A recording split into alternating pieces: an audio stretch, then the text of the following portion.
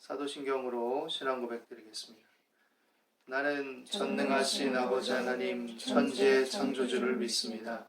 나는 그의 유일하신 아들 우리 주 예수 그리스도를 믿습니다.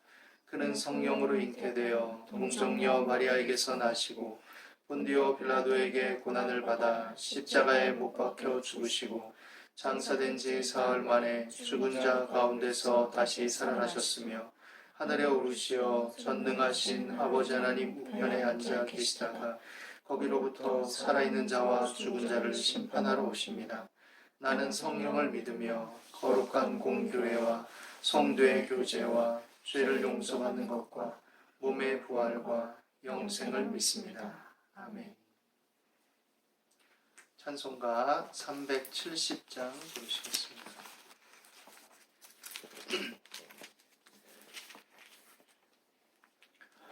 주 안에 있는 나에게 딴 근심이 있으랴 십자가 밑에 나아가 내 짐을 풀었네. 주님을 찬송하면서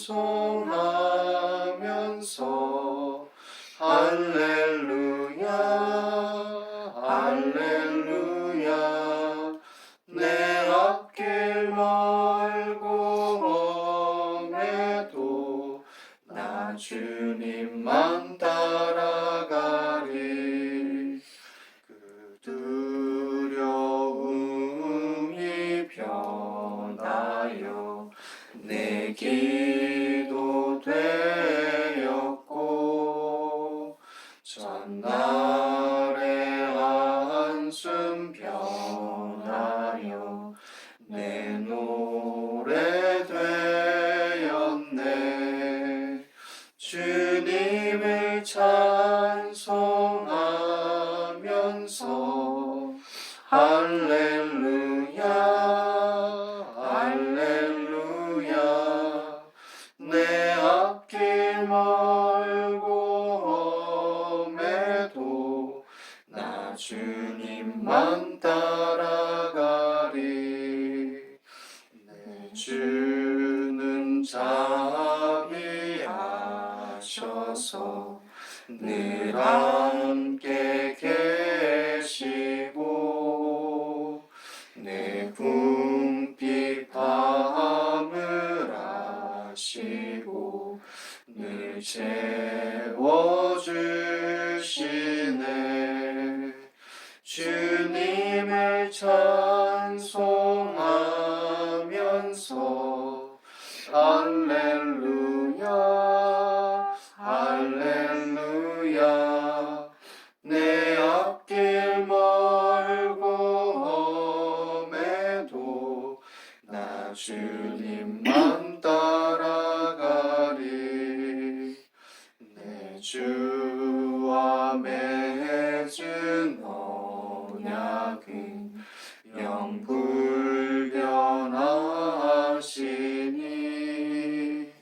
그 나라 가기까지는 늘 보호하시네. 주님을 찬송하면서 할렐루야 할렐루야 내 앞길 멀고 험해도 나 주님만 따라가리. 기도하겠습니다. 사랑과 은혜가 풍성하신 하나님, 오늘도 하나님의 크신 은혜와 사랑에 감사와 찬송을 드립니다.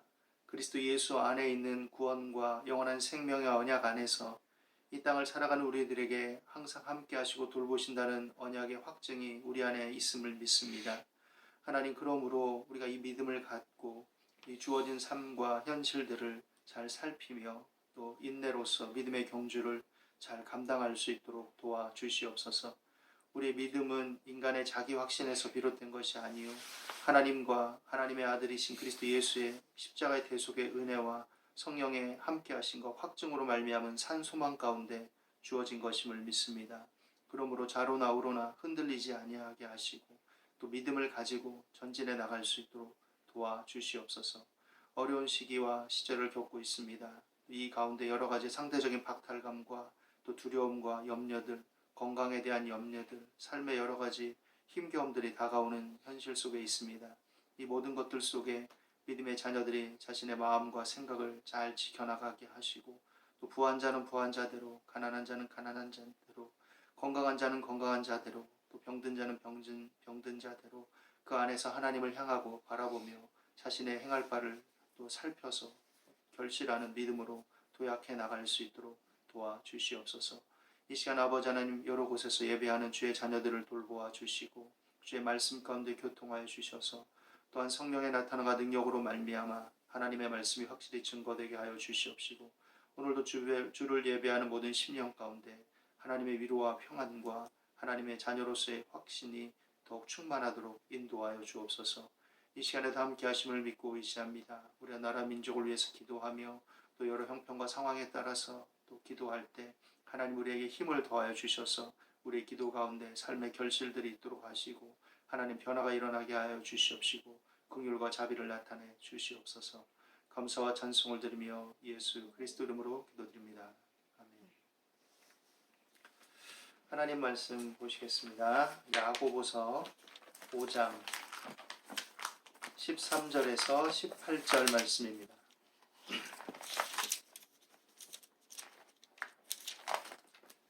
신약성경 376페이지 야고보서 5장 13절에서 18절 말씀입니다.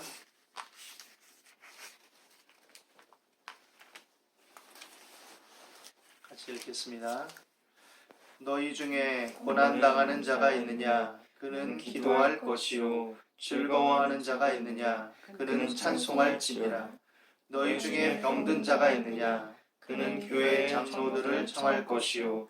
그들은 주의 이름으로 기름을 바르며 그를 위하여 기도할지니라. 믿음의 기도는 병든 자를 구원하리니 주께서 그를 일으키시리라. 혹시 죄를 범하였을지라도 사하심을 받으리라. 그러므로 너희 죄를 서로 고백하며 병이 낫기를 위하여 서로 기도하라. 의인의 간구는 역사하는 힘이 큼이니라. 엘리야는 우리와 성정이 같은 사람이로되 그가 비가 오지 않기를 간절히 기도한즉 3년 6개월 동안 땅에 비가 오지 아니하고 다시 기도하니 하늘이 비를 주고 땅이 열매를 맺었느니라.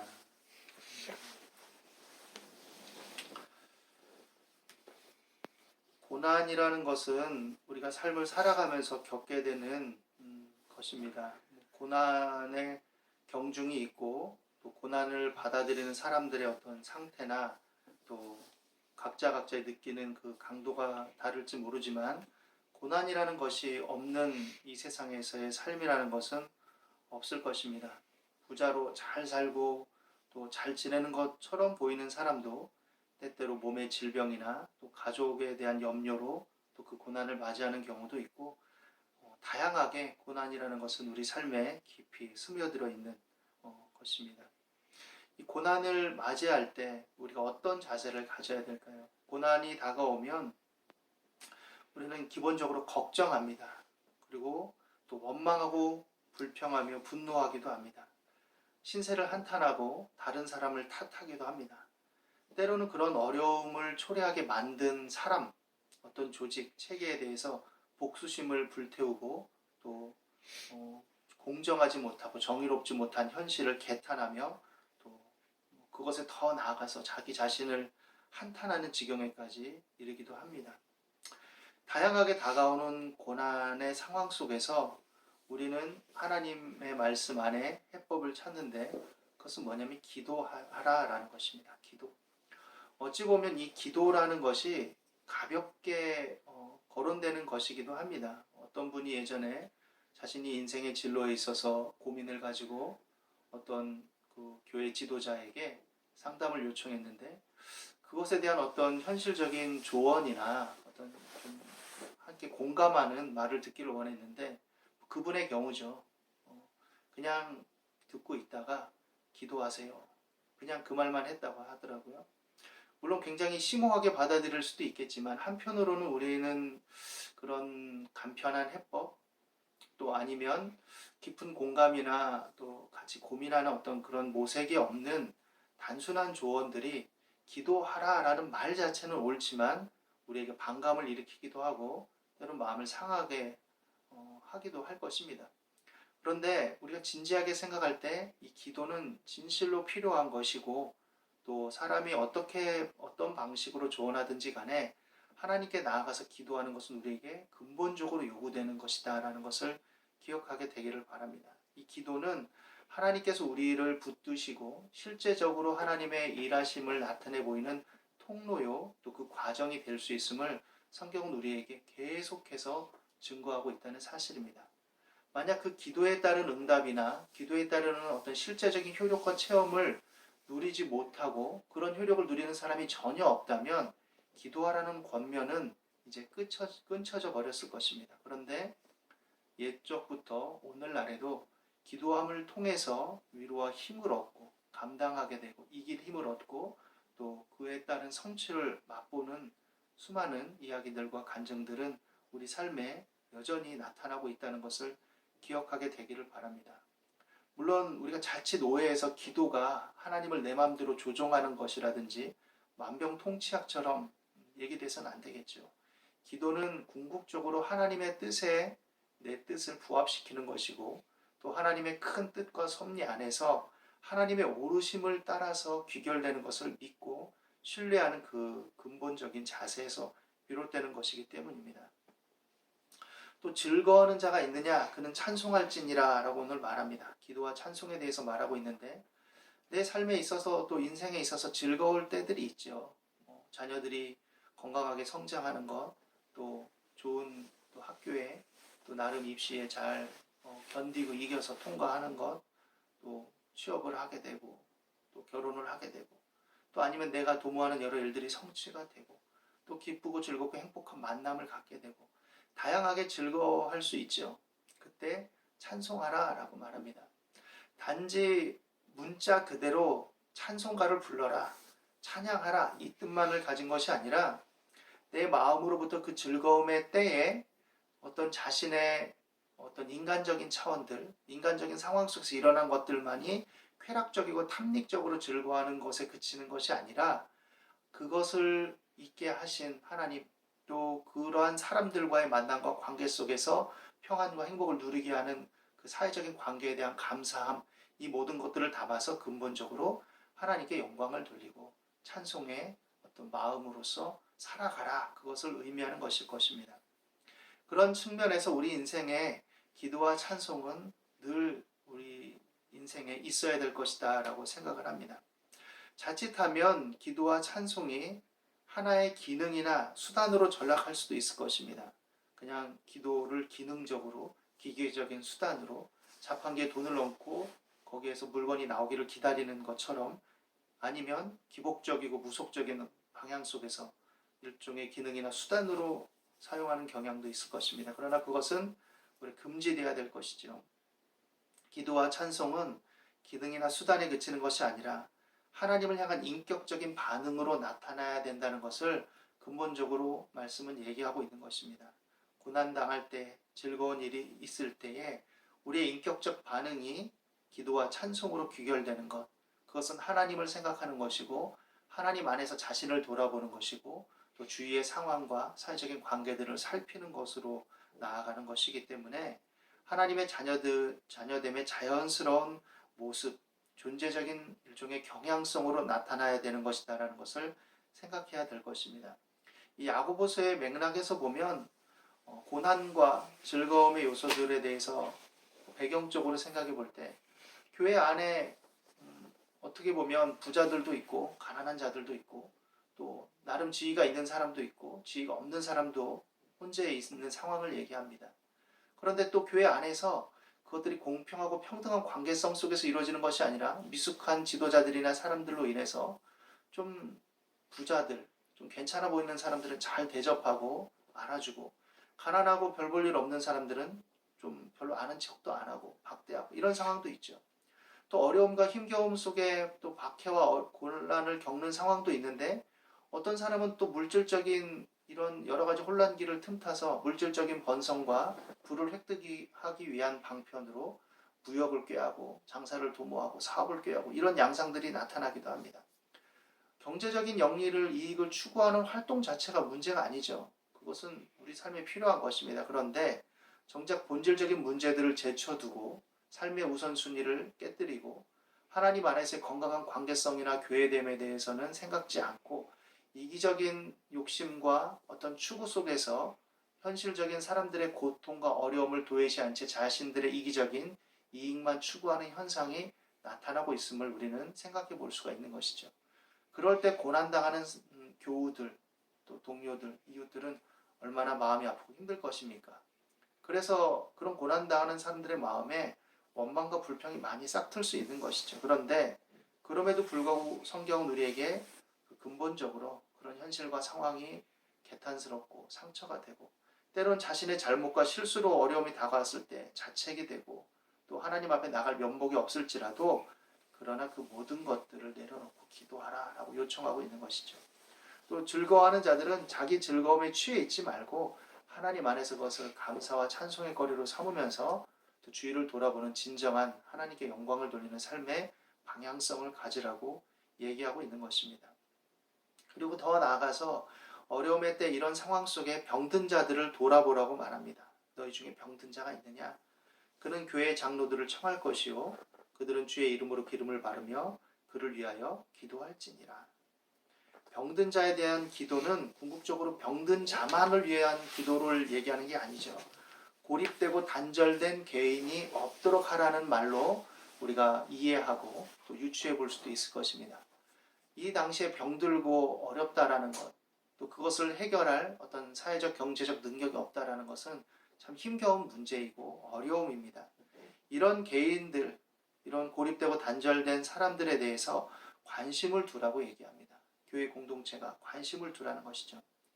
그리고 자신이 위축되고 고립돼 있지 말고 힘을 내서 도움을 요청할 줄도 알아야 된다라고 말하고 있는 것이죠. 그러나 더 중요한 것은 지도자들이 그리고 교우들이 고립되고 단절된 교우와 이웃이 없도록 또 교회에 꼭 다니는 사람뿐만이 아니라 내가 살아가는 삶의 현장 속에서 이웃을 돌아보면서 그런 사람들이 없도록 관심을 두는 것이 더 중요하다라고 말하고 있습니다. 특별히 코로나 사태 이후에 모임이 어려워지고 또 서로서로의 안부를 묻는 만남과 교제들이 많이 힘겨워진 상황 속에서 우리는 힘겹지만 그래도 서로를 돌아보는 마음들을 갖고 또 그것을 통해서 더 힘을 얻고 유대를 돈독히 하는 과정으로 삼아야 될 것입니다.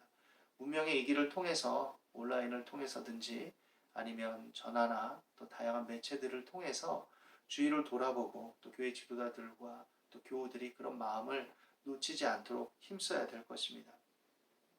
이런 사람들에게 기름을 바르는 행위는 선한 사마리아인의 이야기 비유 속에서 우리가 알 수 있듯이 일종의 치료적인 기능으로서의 기름 바름이기도 하고 한편으로는 또 구별된 기름 부음으로써 하나님의 권능이 임하기를 하나님의 치료가 임하기를 바라는 마음 속에서의 어떤 구별됨을 나타내는 표식일 수도 있을 것입니다.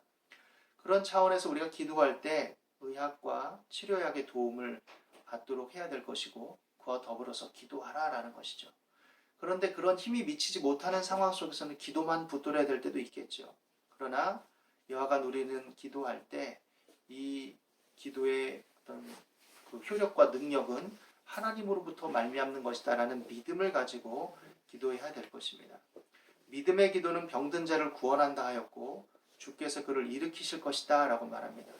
그리고 이 야고보서에서는 또 덧붙여 말하기를 혹시 죄를 범하였을지라도 사하심을 받으리라 라고 말합니다.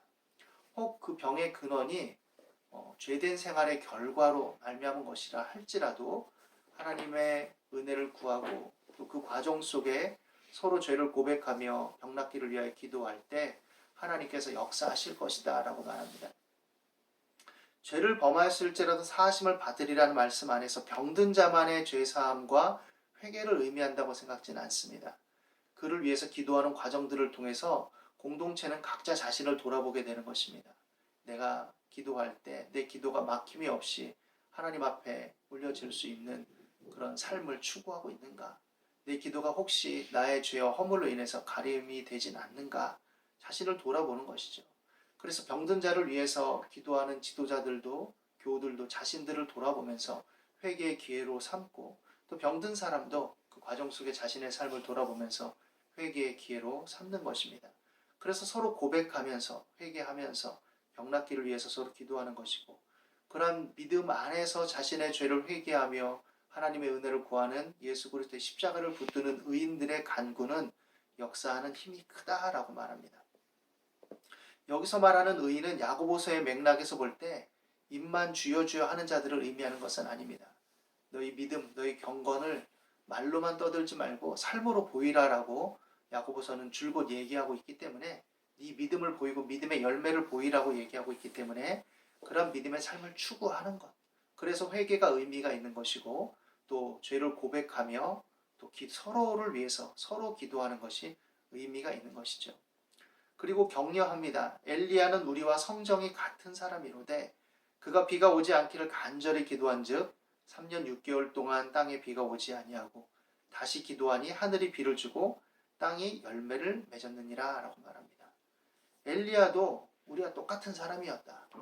우리와 성정이 똑같은, 변함없이 너나 나나 다 똑같은 그런 사람처럼 엘리야도 우리와 같은 사람이었다. 그러나 그가 비가 오지 않기를 간절히 기도한즉 3년 6개월 동안 땅에 비가 오지 아니하고 다시 기도하니 하늘이 비를 주고 땅이 열매를 맺었다라고 말합니다. 열왕기상 17장에서 18장에 걸쳐서 아합 왕과 백성들의 어떤 우상 숭배와 범죄 속에 하나님의 어떤 징표로서의 그 비가 멈춤과 내림에 대해서 우리가 생각해 볼 수 있는데, 이런 상황 속에서 하나님께서 의인의 기도와 간구를, 간절한 소원을 들으시고 응답하심으로써 하나님께 쓰임받고 하나님이 그를 통해서 일하셨다라는 것을 보여주고 있는 것이죠. 우리의 기도는 개인의 기도이기도 하며 또 공동체적인 사랑 속에서 자신을 돌아보고 또 서로를 돌아보는 기도이기도 합니다. 그렇기 때문에 우리가 이 고난의 때에 또 어려움의 때에 기도해야 할 것이고, 또 삶에 다가오는 여러 가지 즐거움들에 대해서도 하나님 안에서 자신을 붙들어 주신 하나님께 감사하는 고백이 되면서 동시에 이웃을 생각하는 어떤 계기, 하나님의 마음을 쫓아가는, 추구하는 그런 진정한 찬송의 결실로서 나타나야 될 줄로 믿습니다. 고난과 어려움의 시기를 할지라도 또 어떤 사람은 부를 획득해서 또 삶을 잘 유지할 수 있는 사람이 있는가 하면 또 그것이 큰 위기가 되는 사람도 있을 것입니다. 이러한 양자 간에 우리는 원망과 또 서로에 대한 비하로서 나아갈 것이 아니라 기도와 찬양으로서 하나님 안에서 통합될 것을 말하고 있습니다. 그리고 그 통합은 공동체적인 사랑으로 귀결되어야 됨을 또 우리가 엿볼 수 있는 것이고, 또 그것을 통해서 하나님 나라의 확장과 하나님의 자녀로서의 결실에 더 주안점을 두어야 될 것을 말하고 있는 것입니다. 그것의 근본은 작은 일을 귀중히 여기는 것입니다. 내 주변에, 내 이웃에, 또 내 자신의 고난에 대해서 우리가 어떤 태도와 마음을 가져야 될 것인가, 우리에게 다가오는 삶의 즐거움과 행복에 대해서는 어떤 태도로서 맞아들이고 그것을 열매로서 드러내야 될 것인가. 교회 지도자들과 교우들은 우리의 삶의 고립과 병듦과 고통과 아픔에 대해서 어떤 자세를 가지고 나아가며 어떤 마음으로서 실제적으로 연합해야 될 것인가, 이런 것들에 대한 다양한 교훈을 야고보서의 전체 맥락 속에서 오늘 말씀이 주고 있다고 할 수 있을 것입니다. 여러분, 기도와 찬양은 하나님의 자녀로서의 정체성을 드러내는 삶의 열매입니다. 기능과 수단으로 그치는 것이 아니라 실제적으로 하나님께 나아가는 방편이며 하나님의 자녀로서의 삶의 결실이고, 또 하나님을 직접적으로 체험하고 교제하며 하나님의 뜻을 살피고 구현하는 과정과 또 본질적인 요소가 되는 것입니다. 오늘 이 말씀 안에서 모든 생활과 삶의 현장 속에 기도하고 찬송하는 저 여러분이 되시기를 예수님의 이름으로 간절히 축원합니다. 기도하겠습니다. 하나님 아버지, 우리 삶의 어려움들을 돌보아 주시옵소서. 고난과 어려움 속에서 우리가 하나님을 향하게 하시고 공동체로부터 스스로 고립하고 또 위축되거나 원망하고 탓하지 말고 힘을 내게 하시고 또 공동체와 연합할 수 있게 도와주옵소서. 교회 지도자들 또 교우들이 또 고립된 교우가 없는지, 이웃이 없는지, 병들고 아프고 힘겨운 자들이 없는지, 이 어려운 시기 속에 작은 떨림에도 흔들리는 자들이 없는지 우리가 살필 수 있는 마음을 갖게 하여 주옵시고, 이런 연합과 도모 속에 우리의 기도가 하나님께 또한 상달되어서 우리 어려운 시기들을 잘 극복해 나가며 합력하여 선을 이루는 과정이 될 수 있도록 인도하여 주시옵소서. 모든 염려, 근심, 걱정, 두려움들을 물리쳐 주시옵시고 또 이 시기들을 잘 극복할 수 있는 인내와 또 힘을 더하여 주시옵소서. 감사와 찬송을 드립니다. 예수 그리스도 이름으로 기도드립니다.